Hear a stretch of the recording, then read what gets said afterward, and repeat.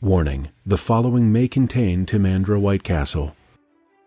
Join fantasy authors Phil Tucker, Timandra Whitecastle, David Benem, Benedict Patrick, and Josiah Bancroft as they roll dice and take on the bad guys in a game of Dungeons and Dragons. 5 authors, 5 worlds, 1 adventure. It's time to get crit-faced.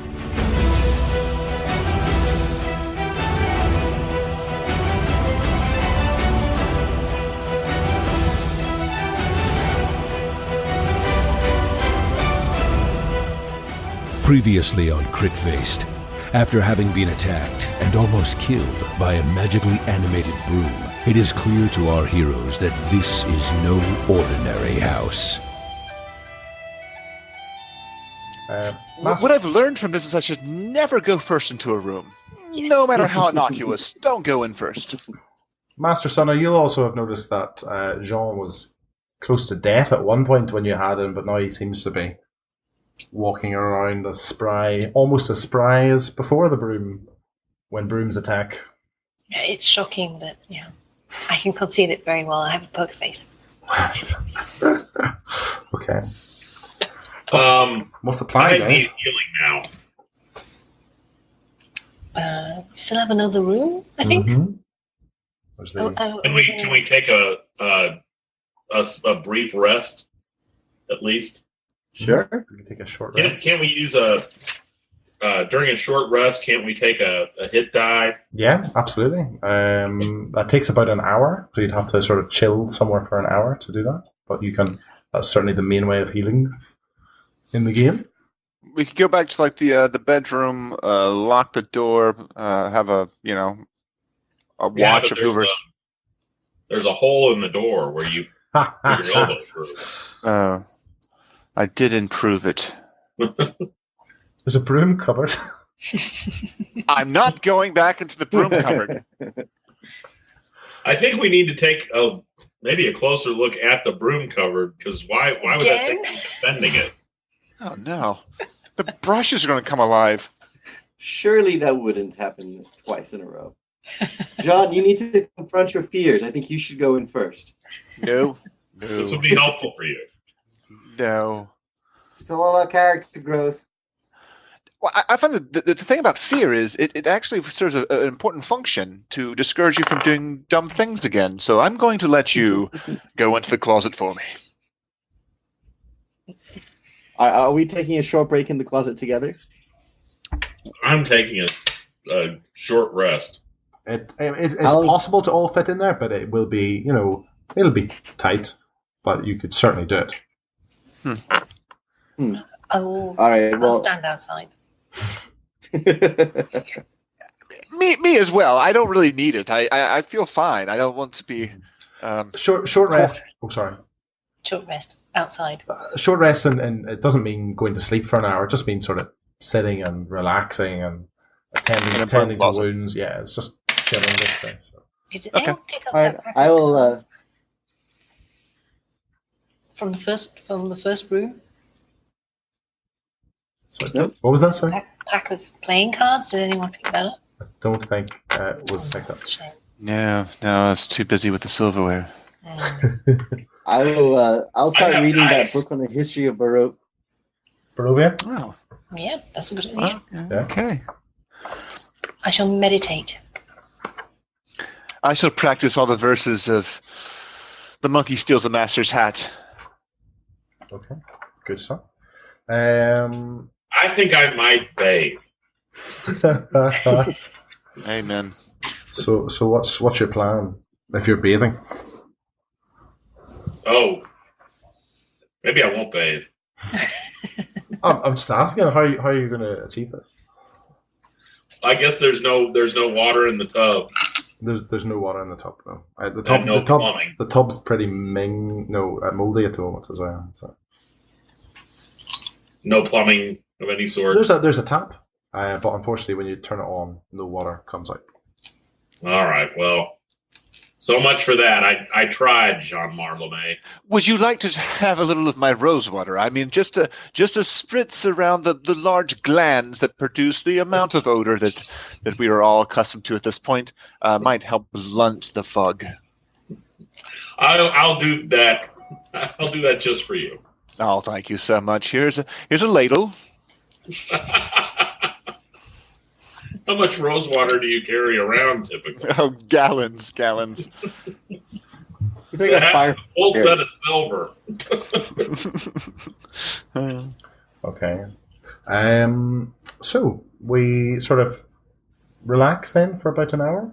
And I don't think most people don't regain anything for a short rest, but you can certainly spend, I think at level 1 you'll only have 1 hit die, but you can certainly roll that die to get your health back if anyone still needs to do that. I think it's just Kellen at the moment. Well, that put me up at a 10 instead of a 9, so I'll take it. Okay. Kellen, has Kellen rolled his?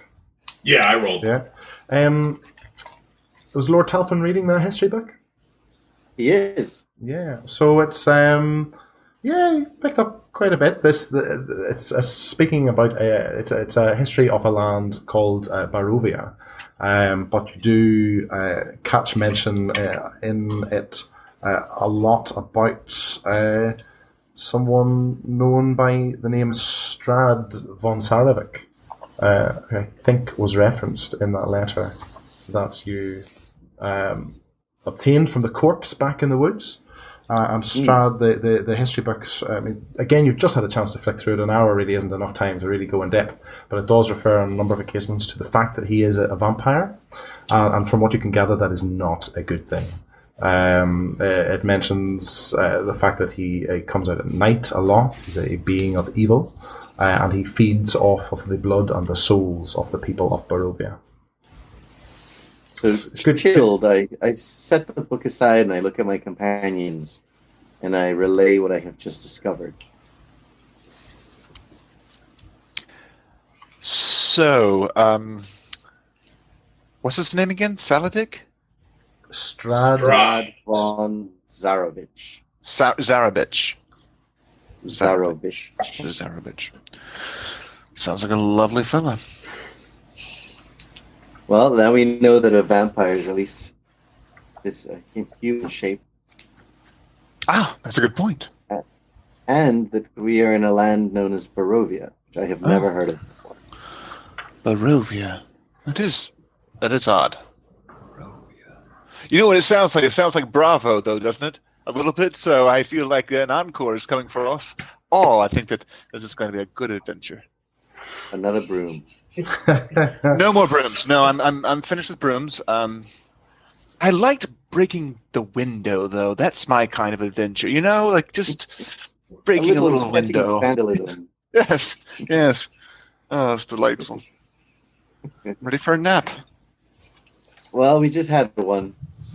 The first nap, but the second nap. 11sies. Yes. Okay, guys, we're up and at him again. Kellen's back, and so is Jean to full health. What's the plan? One room left, right? We still have There one room. So there's 1 room left. That's our goal, a target. Okay. Okay. So what's the plan? Marlomé. Marlomé's plan. Wait, what? No. There's no reason that I go first. I mean, I think that I just took the last one. So I nominate Master Suna, who is quite capable, to lead us into the fray. I think that sounds like a fair system. Whoever went last nominates the next person. Right. Whoever has recently died gets a pass. Master Suna, your moment of truth. I will go very stealthily and see what's behind this door. Hopefully not another broom. Take We'll yourself await you check. on the ground floor.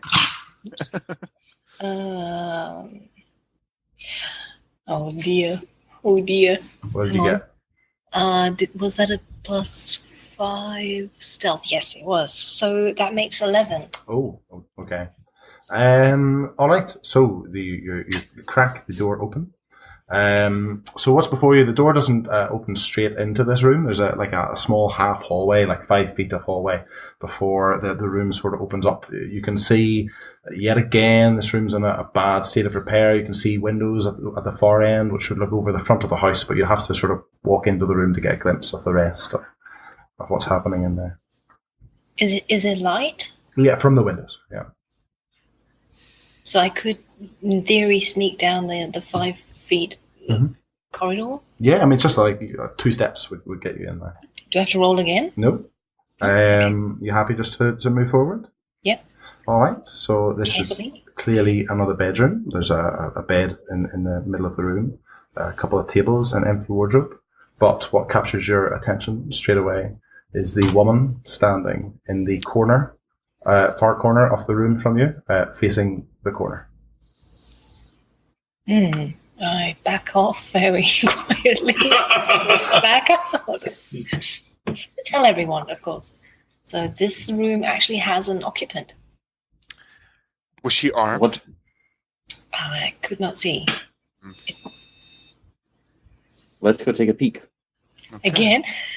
You're pushing your luck. Well, we're not going to leave the house. What if we try to take her by surprise? I mean, let's just face facts. So far, I've been attacked by a broom and a suit of armor. Probably she's not our friend. Why don't we just go in with crossbows firing and fireballs blazing and just sort out the ashes afterwards? Hello. Lord Talfrin straightens his suit and says, no, this may be the first opportunity we have to get some answers here. Come.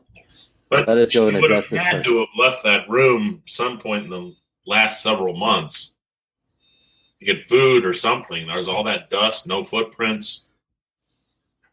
I worry she's an apparition of some sort, a ghost. Listen to the giant. He makes a good point. I will speak with her. I think that's the best plan. Well, farewell. So Talfrin goes ahead to the doorway and peers inside. Sure. Is Talfrin going alone? Yes. Sounds like it. Back him up. You're backing him up. So you see exactly what Master Sonna was talking about. There is this dusty old room. There's a woman standing facing the corner. You can tell she's in very plain garb. Her hair is sort of up in a bun that's a bit of disarray. She's very thin. She's obviously facing the wall. I cast Charm Person. Okay, and how does that work? You attempt to charm a humanoid you can see within range. It must make a wisdom saving throw. Okay. If it fails, it is charmed by you until the spell ends. The charmed creature regards you as a friendly acquaintance. So DC 13 wisdom save. Okay. What does it look like when you do that? And do you say something? I cast a spell and then I just say, good lady, are you in distress? What is happening here in this house? Okay, so you do that, and you sense the spell being cast and the magic moving towards the lady, and it dissipates, not finding any purchase. However, as you do that, the woman starts to wail. Now, she's not crying as if she's upset. She's screaming or building to a scream. But what's unusual about this is that her body language from the back is not changing at all. She's sort of standing rigid, but you're starting to hear this wailing noise rising from her. All right, I close the door and go back to the other guys and say, nope. You guys are right. Okay, Well, and as you know, I take no pride in knowing that I was right, but thank you for admitting you're wrong. We head downstairs, Benedict, and I think we leave the house.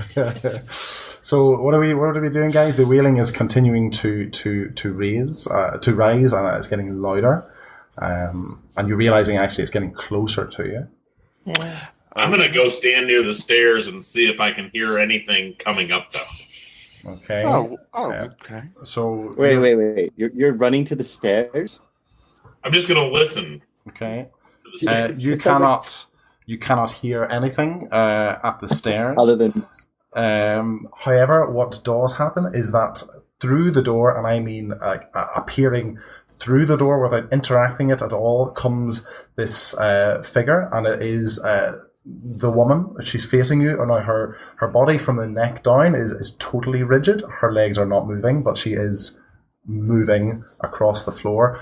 She is looking at you with a face of pure terror, and her mouth is open, and she stops there at the doorway, and she just continues to howl, looking terrified at you. Let's stuff the pie in her mouth. We didn't pick up the pie. We left the pie like fools. God. Is she the woman from the picture? No, you do not recognize her at all. Okay. Good question. Mm-hmm. She's the woman who is the actual mother of the baby that the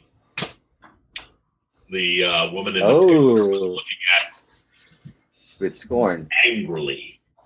Ooh. I attempt to reason with her, and I say, I step forward and I cry out, trying to make my voice heard. I say, "What ails you, woman? What's the source of all this terrible screaming? Stop and speak with us." So her eyes are just fixed on you now. She obviously, she looks like she's out of her mind with fear, but her almost like a switch being flicked, her right arm snaps up in a claw-like grasp, and she is propelled across the room towards you. And roll for initiative. Okay. Oh gosh. Okay. Lord Talfrin, what did you get? Whose idea was it to go into this house? I mean, who was it really? Lord Talfrin, what did you get? 6. Okay. Jean. I'm on my heels here. A 1. Okay. Master Natural 1. Master Summer. Also 1. Master Summer, what's your dexterity modifier? Modifier is +3. Jean, what's your dexterity modifier? Dexterity modifier is +4.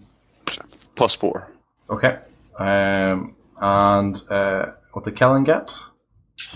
An 11. 11. So, Kellen, despite the fact that you're over at the stairway, again, your natural reactions seem to be serving you well. You're going to get first, then the woman is going to go, then it's Lord Talfrin, then Jean, then Master Sonna is going to be last. So, Kellen, what are you going to do? Run down the stairs. I worry my axe isn't going to work on this thing. One way to find out. Give it a swing. I'll give it a swing. Okay. So again, although you're at the stairs, you know the balcony, this floor is the hallway here is small enough that you're able to run up and have a go at it. Go for it. A natural 1. Excellent. Oh my god. So yeah, your axe doesn't work on it, but I don't think your axe even gets to make any kind of contact with it whatsoever. However, good news. She moves her gaze from Lord Talfrin to Kellen, because she's obviously now in melee combat with Kellen, and so. That's great news. Again, she's screaming at you, looking as if she's terrified of you, and her hand reaches out for your face, and she gets 16 versus AC. So she hits you, and it feels like her the touch is burning at your face, despite the fact that you can't feel your flesh change in any way. You take 10 necrotic damage from this thing's touch. Also, I need you to take a Constitution saving throw. Uh-oh. Well, if anyone can... No, wait, remember, I specifically said that I ran down the stairs. I need you to take a Constitution saving throw. Oh, shoot. 6. All right. So, along with the sort of incorporeal burning feeling, it feels as if somehow she's tearing at the very fabric of your being. So not only have you lost those 10 hit points, your maximum hit point total is reduced by 5. So that's even if he gets healed. Like forever? Even if you get healed, you can only be healed 5 less than what you started the game with. What? What is that? God, So, that's garbage. It's even worse than being hit by a broom. So yeah. God. So what was your old maximum? Used to be 14. So now it's 9. That's where we're going. Now it's 9. So, okay. So Lord Talfin, it's your turn. All right. Well, Run away! Run away! looking like visibly shaken by this horrific apparition. I mean, this is absolutely awful. And they are in this filthy attic of this disturbing house. This is really shaking him to his roots. But he gathers himself and takes comfort in his old standby, throws a bolt of fire at the lady for a 24. That will hit. Oh, thank God. Dealing... Don't roll a 1, don't roll a 1. 0. So I guess 10. 10 hit points of fire damage. Sure. So what happens is that the fireball passes Goes through her. through her Yeah. and hits Kellen. No, it hits the wall. Now, and it actually impacts on the doorway behind her. Now you do see the apparition, fade in some way as the fireball passes through her. Although you do get the impression that it has harmed her, but not as much as you would anticipate. A solid quick object. footnote: a flammable object hit by the spell ignites if it is not being worn or carried. So I have just set the house on fire. The door is now on fire. Okay. Okay. Anything else, Lord Tuffin? I'm going to run to her room and see if we can't find something that will help us in this fight against her in there. Okay, you'd I'll have use my to move action. Okay, all right. I'll allow that. Fire. Through the door. The door. You'd have to open the flaming door. Oh, that's the door. Yeah. No, in that case, I won't go through that. I'll back away into a corner away from her. Okay. Jean, it's you. I feel like it's sort of like new. Well, so here's the thing, my friend. I could save you for a little while, or I could use Thunder Wave, which I feel might work. I don't know. Yeah, I'm going to try Thunder Wave. Okay. Ooh. I feel this terror that unlocks something inside of me that I did not know was there. Mm-hmm. I see memories of frightening things from my childhood, and it bubbles up into this sort of glowing mass inside of me, and I cast Thunder Wave. Okay. Now, Thunder Wave is indiscriminate, isn't it? Oh yeah, no, it hurts everybody. Yeah. It was a bad choice. Now that I'm reading the description. Well, you could. Well, what you could do is if you run up into melee range with the creature, so alongside Kellen, that means you could cast the Thunder Wave in front of you. So it means it would just hit the apparition and enemy. I will do that. I will bravely run up in front of Kellen. And would you like to let everyone know what this looks like? Yes, it looks like a small pot-bodied man with a top hat on, running toward a flaming door to get in front of a smelly giant and risk his life for what is surely a fool's errand. But I do cast a spell, and the thunderous wave sweeps out from me in a concussive explosion. Okay, so I believe, have I got to take a saving throw? Is that right? Yes. Okay. Now, I suspect that I have passed because I got a 19 on that. Yeah, I'm sure that passes. I don't know what my number is, but I'm sure it's better than mine. It'll be beside your spells. It'll say spell. 13. Yeah, 13. So, but I think with Thunderwave, does it still cause some kind of damage? To your pride, I mean, I think you feel bad about yourself for a while afterwards. No, I think it's. I'm looking at the spell description. It says even on a successful save, I still take half as much damage. So, do you want to roll your damage for that? 2d8. So I rolled a for 10. And again, it's the same thing happens as did to Lord Talfrin's spell. The spell obviously ripples through the apparition. It clearly harms it, but even that sort of resisted amount is not as much as you thought it would. And I believe that's the last of your spell slots. Yes, it is. Yes. So, okay. Going to die. So, Master Sonna, it's your turn. So we've clearly established that this is some kind of apparition because none of our physical blows can do any meaningful damage. Well, no one's actually made a physical blow to it. Yeah, the magical blows have harmed it, but that only in passing through it, not unleashing their full impact on it. So. Because I can only do like physical damage. Well, no one's actually effectively tried that yet. Okay. All right, that's right, because the axe swing. Okay, so we're level 2 already, right? Nope. You're on level 1.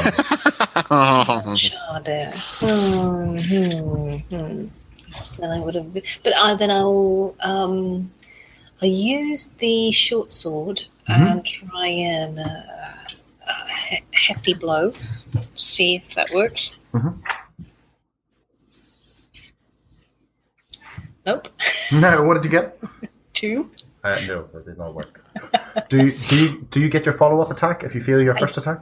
I do have a bonus action which I can use unarmed, so I will definitely do that. Okay.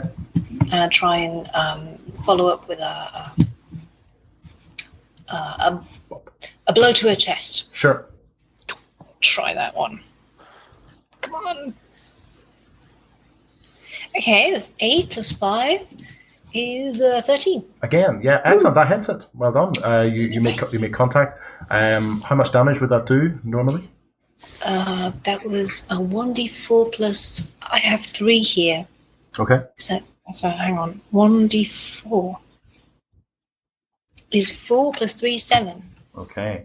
So same thing again to everyone else. You make contact with it. It is not a pleasant sensation. You can feel that the continued contact with this entity would be harmful to you, but also you feel that the impact that you've made to it has harmed it in some way. And actually, you now notice that it has faded visibly since when it first attacked. It is definitely losing cohesion because of what you guys are all doing to it. Just considerably slower than you would normally expect. Is that your go over, Master Sonna? Yeah. Okay, that's the end of that round. We're round 2. Kellen, you have an apparition in the face. Your soul, the life is being sucked out of you. What's happening? I disengage. Okay. So you're backing away from it? I get the hell out of there and fire my short bow. Okay.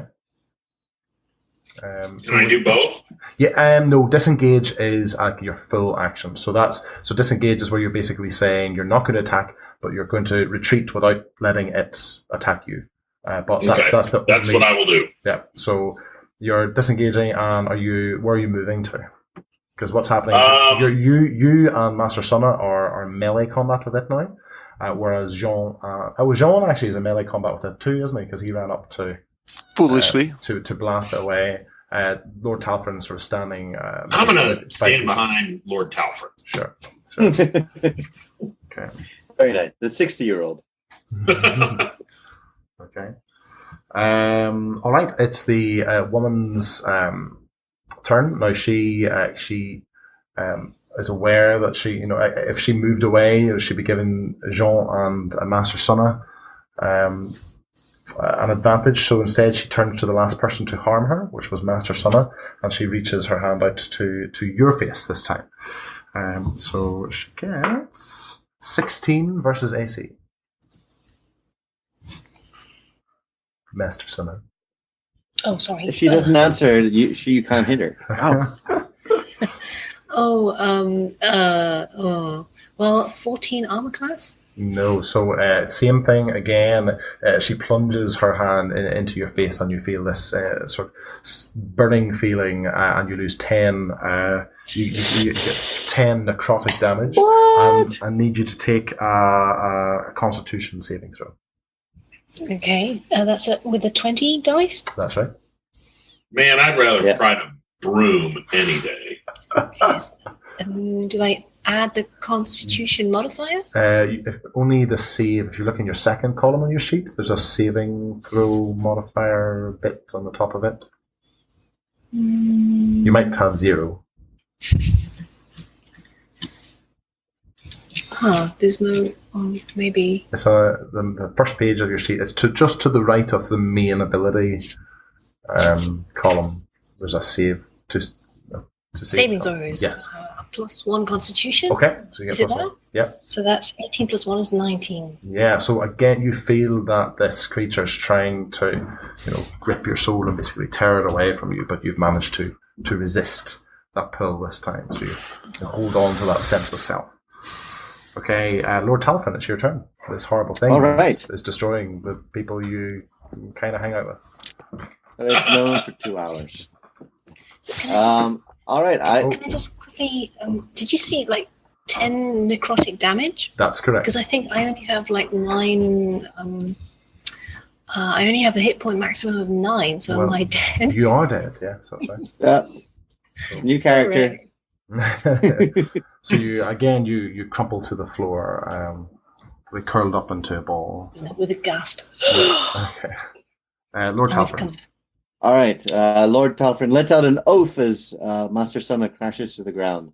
And he fires off another bolt of fire. Fires a bolt of fire and misses. Okay. That's a 6. Okay. I set the roof on fire. Excellent. Okay. This is going to be interesting. The roof. Jean, it's your turn.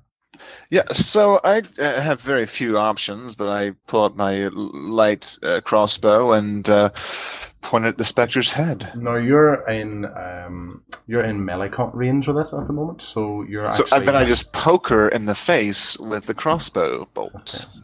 Okay. No. I have a dagger. Okay, go for it. Yeah, it's pretty fierce. Going to die. We're all gonna die. So I rolled a 10. 10. Do you get any modifiers for your dagger? Work. +4, so 14. Okay. Yes, you hit them. Well done. Oh, okay, yeah. So how much do you slice out of for? Oh, not much. 3 + 5. 5. So again, you don't make much contact with it. You are aware that it's it's continuing to fade. You are harming it.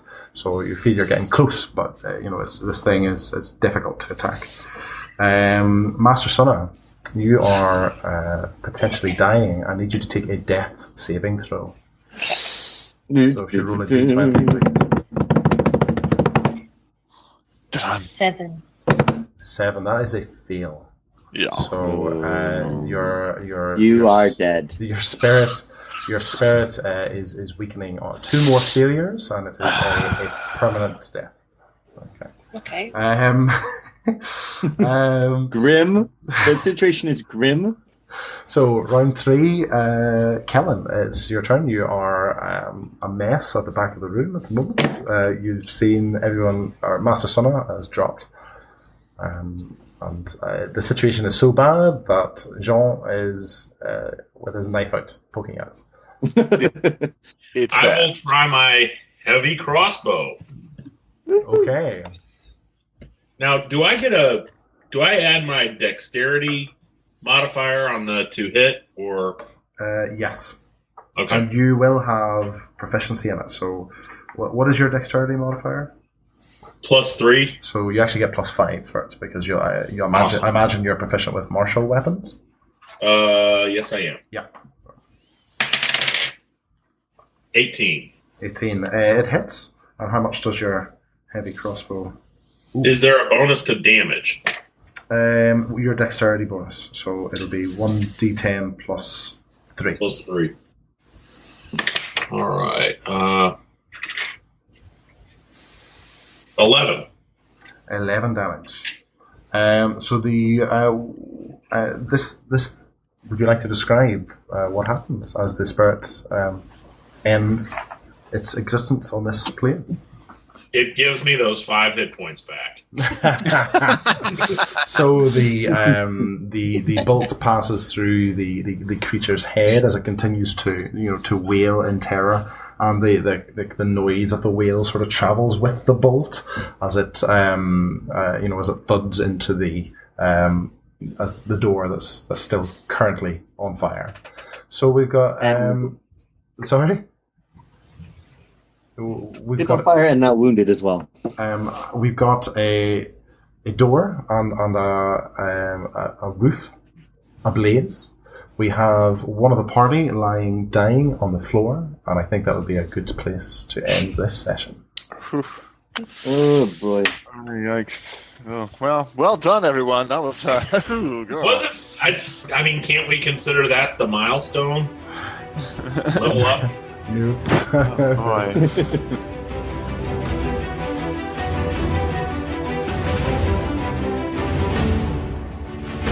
Crit Faced is a weekly Dungeons & Dragons podcast. To make sure you never miss an episode, and to get an exclusive prequel episode of the podcast where you can find out what our characters were up to before this adventure began, head over to critfacedpodcasts.com and join our Crit Faced fan group.